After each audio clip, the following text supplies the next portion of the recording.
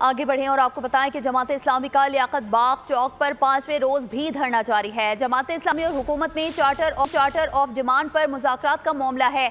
हुकूमत ने जमात इस्लामी की मुज़ाकराती टीम से राब्ता कर लिया। 2 रुकनी टेक्निकल कमेटी से मुलाकात पर इसरार किया गया। जमात इस्लामी ने कहा, टेक्निकल टीम से हमें मुलाकात की ज़रूरत नहीं है।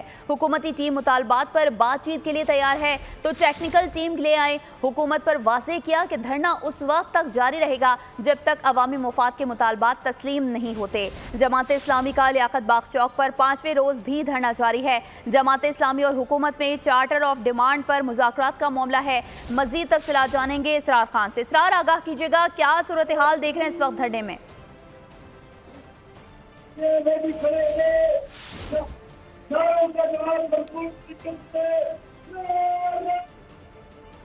इसरार से दोबारा राब्ता बहाल करने की कोशिश करेंगे। अभी आपको बताएं कि जमात इस्लामी का लियाकत बाग चौक पर 5वें रोज भी धरना जारी है।